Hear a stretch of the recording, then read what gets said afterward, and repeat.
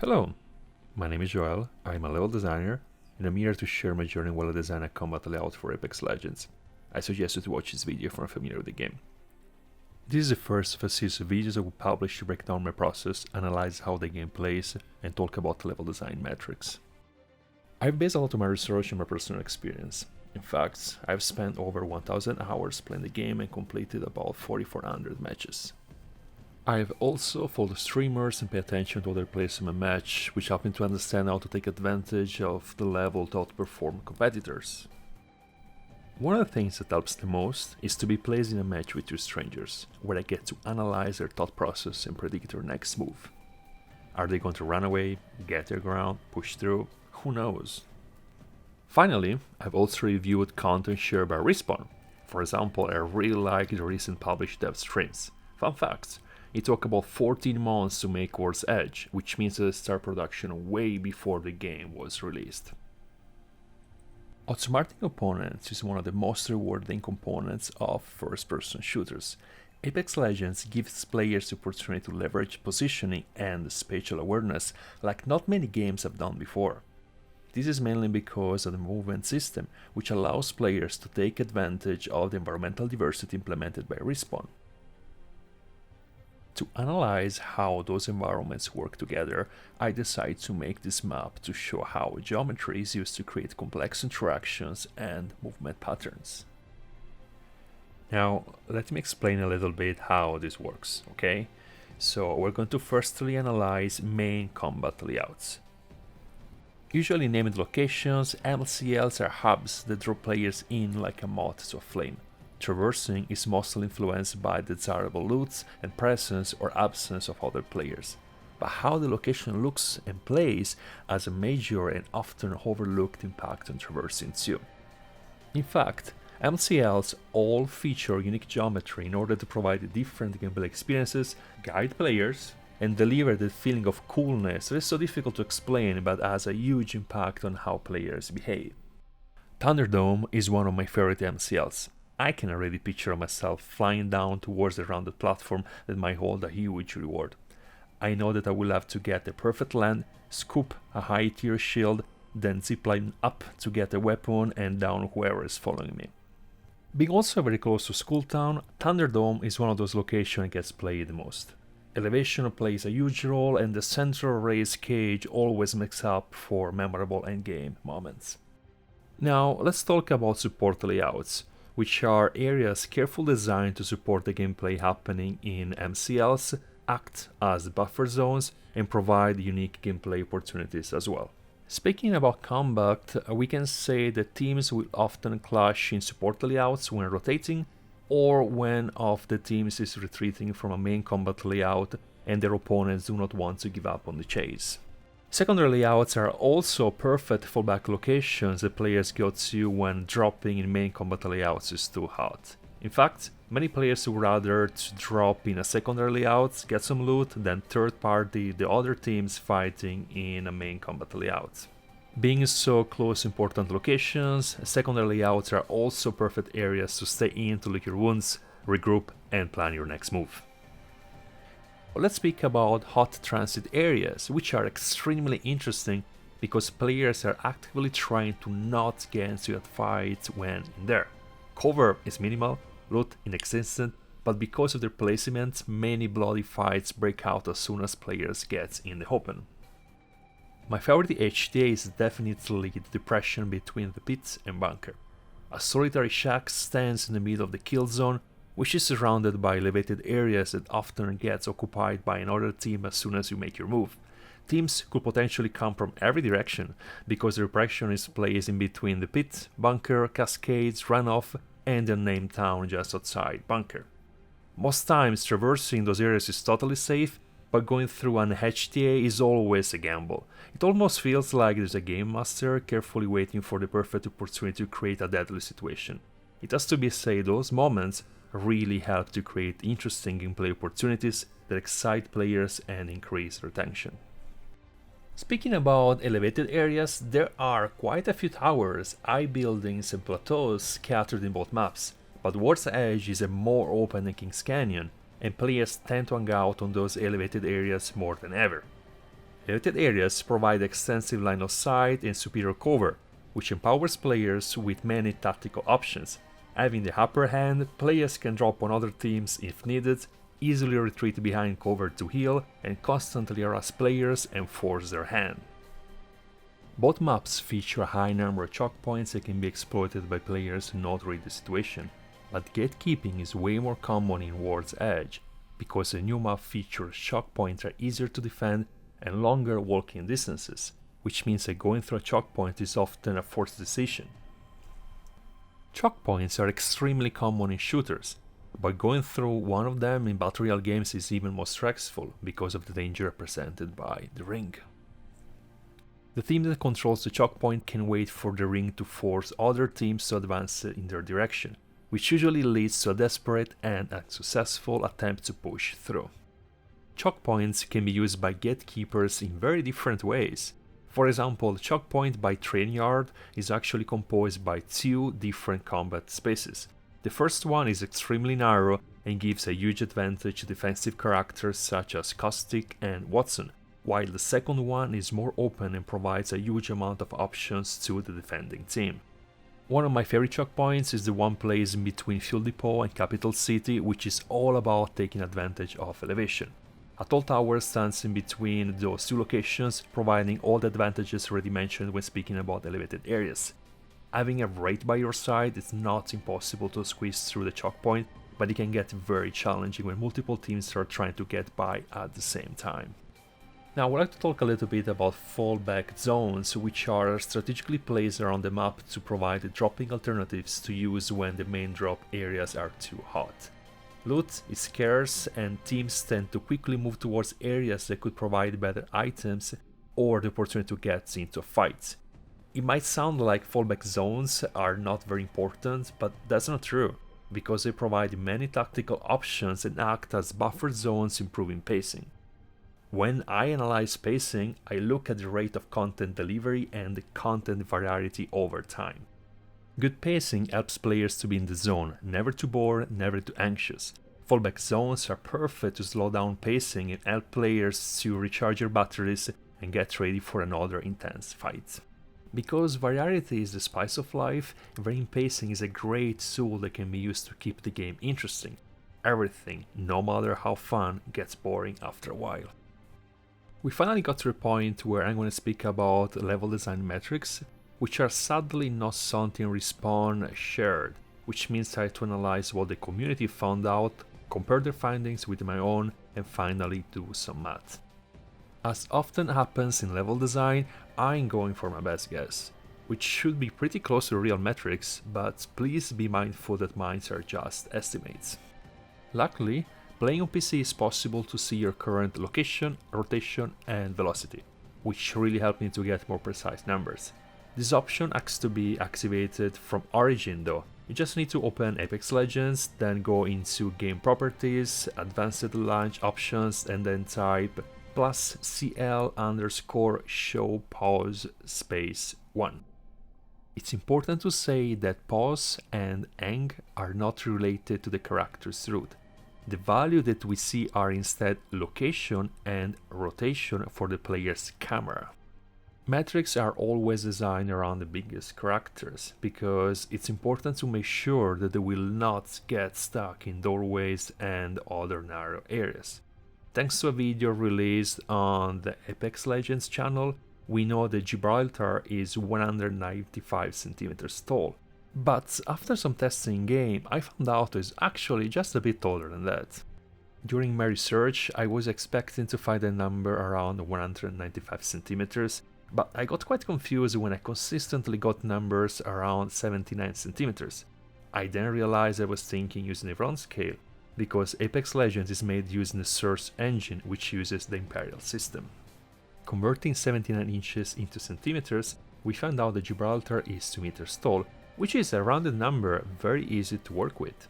Determining how large Gibraltar is was a bit more complex, but I got lucky, and I found a rock to get the model stuck in, then a dark tent to use as reference. Having a difference of about 45 inches on the x-axis, we can say Gibraltar is 115 centimeters large. This video was extremely helpful to have an idea about scale and movement. I watched part 2 as well, then I jumped into the firing rate to double check the status numbers.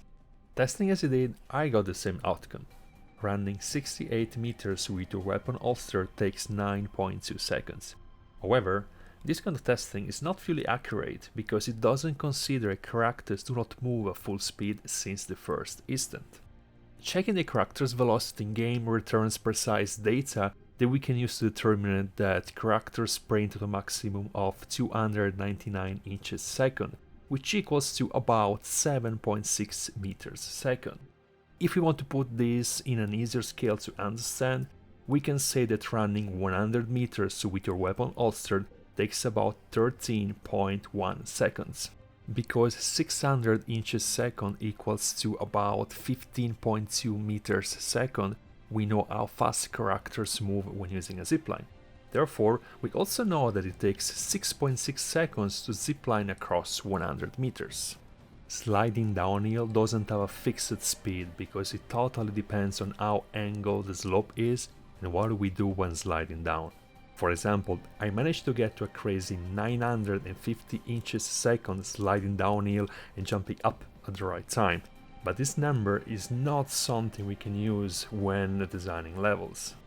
Based on my observations, the average speed the characters reach when sliding downhill is about 550 inches a second, which is equal to about 14 meters a second. Considering those numbers, we also know it takes about 7.2 seconds to slide down a 100 meters long slope. Pathfinder and Octane have abilities that influence their velocity and their reach, which means that we must analyze those as well if we want to properly understand the movement system featured in Apex Legends.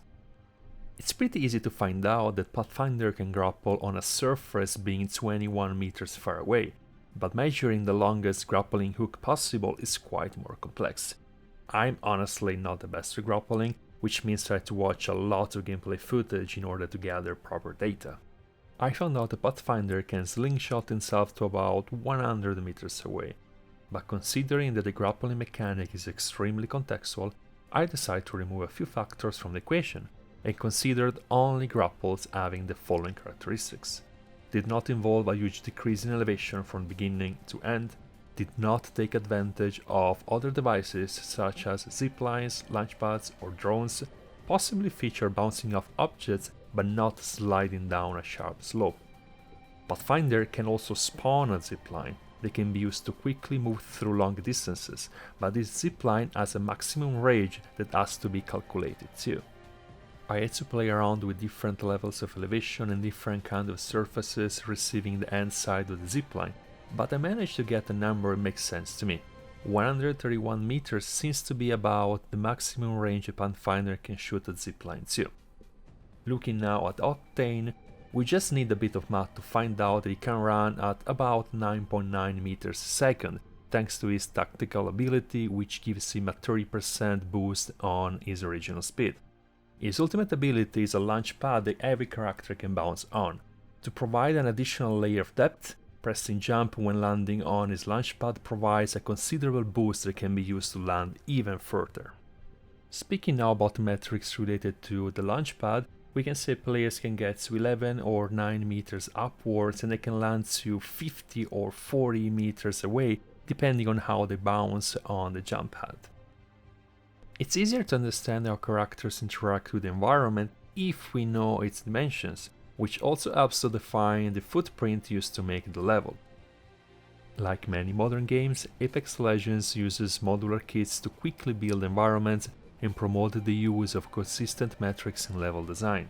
Different objects can be used to measure environmental features. For instance, Nox gas traps help to have an idea of metrics, but if we want more precise numbers, we have to rely once again on the positioning system built in-game.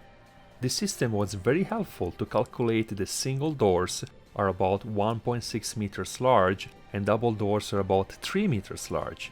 Knowing how large Gibraltar is, we also have a good idea of the buffer between characters and door frames.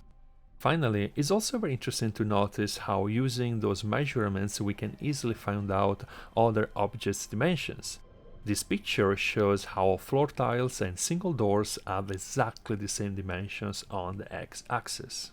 To find out dimensions for both maps, I had to rely once again on T-Status video. Thanks to it, I managed to find out that 68 meters equals to 50 pixels in the image that I'm using as a reference. Thanks to these numbers, I can easily find out every other dimension just doing some math. The image used as a reference is about 1200 pixels on both X and Y, which means that Kings Canyon is about 1600 meters on X and Y too. To understand the difference in scale between Kings Canyon and World's Edge, I based my research on Alt Mayday's calculations, which helps to establish that World's Edge is about 1900 meters on X and 2000 meters on the Y axis.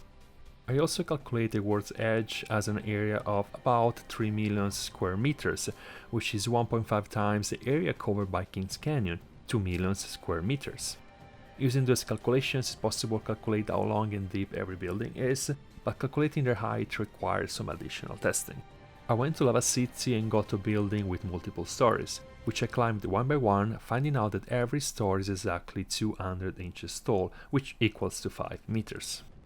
With a new understanding of metrics, environments and characters, I can finally analyze combat layouts, average dimensions and pacing in order to design a main combat layout that could fit in the original game. Slum Lakes is an average-sized layout that has similar dimensions to the layout I will be designing soon. The area is about 60,000 square meters, the length is 193 meters, which can be run in about 25.4 seconds. The depth is 132 meters, which can be run in about 17.4 seconds. Breaking down the average combat encounter into phases can really help to plan geometry and support and enhance gameplay. I'm speaking about average combat encounters because every fight is different and many variables can influence its intensity and duration, which will have a huge impact on pacing too. A quick note about how professional players play Apex Legends, because pacing is very different in tournaments and scrims.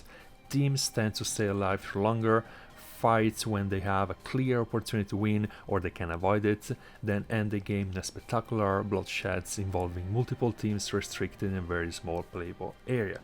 The first bit we're gonna analyze is positioning, which takes about 20 seconds and can happen in a few different ways depending on the situation.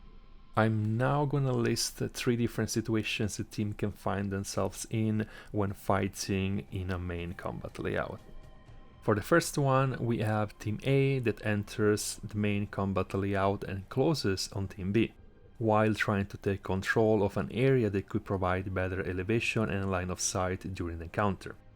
For the second example, we have third partying, so we have Team A trying to get on Team B and Team C from behind or above to quickly finish them both without taking too much damage. For the third example, we have Team A already inside of the main combat layouts, but they just detected Team B getting close to their position. At this point, Team A can either decide to solidify their defensive position or to push towards the enemy team depending on the situation. We might have an instance of pre-positioning if Team A is quite far away from the main combat layout. In this case, they will have to reach the layout, then start their positioning. This is quite common when third partying or rotating, because teams are not afraid to cover long distances if that is going to put them in a better position. Now we are going to analyze the first combat encounter. At this point, players are not yet aware of an eventual skill gap between teams. Many factors can influence how the encounter plays out, which is going to have an impact on the next gameplay bits, to the point that a few of them might not even happen. Positioning has a huge impact on the encounter, because it impacts cover and angles that both teams are going to deal with. Controlling an elevated position that's easy to defend gives a huge advantage. It can be used to hold off more skillful teams. Skillful players can play against odds and win encounters even when their initial positioning was not the best. Their superior movement can turn the tide and allow them to quickly reposition, gain the upper hand and finish off the other team. Coordinated movements can create situations where two players are attacking one enemy at the same time. This tremendous firepower can instantly knock down the solo player, which will leave his team outnumbered. The ability to surprise enemies plays a huge role in a world where players are constantly studying their enemies and their favorite moves. Unexpected events, test reaction times, and decision making, and this is the hand for the first combat encounter. Now we are going to analyze the healing bit. Healing mid-fight is quite common during long-range engagements, when teams have similar skill levels or right before the end game. Depending on the situation, teams can also repeat the healing beat multiple times. Ideally, team members will not heal at the same time, but they will try instead to disengage and heal one at a time, having the other two teammates protecting the surroundings. While healing happens during combat encounters, I decided to have it as its own bit, because healing can be influenced by an incredibly high number of variables, such as your class, the item to consume, your positioning, the context, your shield, or having access to Lifeline's drones, Gibraltar's dome of protection, or Watson's interception pylon. Speaking now about the second combat encounter, we have to start saying that we don't always have a second combat encounter, but when we do have one, it is way more brutal and pressuring than the first one, because teams already faced each other but didn't quite manage to push through during the first encounter. That probably means the skill levels are similar and even a small mistake could be fatal. During this bit, it's not uncommon to have more than a player knocked down, not having full health, or having to deal with an incoming third party, which will stretch the length of the bit or even force the team to run away or heal again before getting back into the fight. In fact, additional encounters and healing bits are not uncommon when multiple teams converge in the same location at the same time. This usually happens immediately after the drop, when the ring closes mid-game or during the end game. The next gameplay bit we're gonna analyze is looting, which takes about 20 seconds, and even though we are in a situation where the enemy team is not alive anymore, the intensity of this bit is not yet at zero, because looting leaves you exposed and third parties are extremely common in Apex Legends. Having teammates to revive might increase the length of this gameplay bit, bringing it up to even 35 seconds. During this bit, it's also very common to armor swap or heal if needed. We are finally getting to analyze the last bit that composes a combat encounter, leaving the combat layout. So, leaving a main combat layout takes about 10 seconds, but a few factors can influence this number. First one being a new team entering the layout, which could trigger another combat encounter in the same space. Or maybe a teammate needs to be respawned within the boundaries of the layout, or finally teams decide to hold the layout, usually because the ring is closing nearby. Of course, players can even leave the main combat layout before the combat encounter is concluded, if they realize that the fight cannot be won and retreating to fight another day would be a better move. This was everything for today. Now I will tell you a little bit about what I'm gonna do for my next video, where I'm gonna state the requirements for my main combat layout, show the 2D top-down layout that I'm working on, then explain what I did and why. I really like to document my work because it really helps me to lay the ground for an engine blockout, which I'm gonna break down in my third video. Thank you for watching.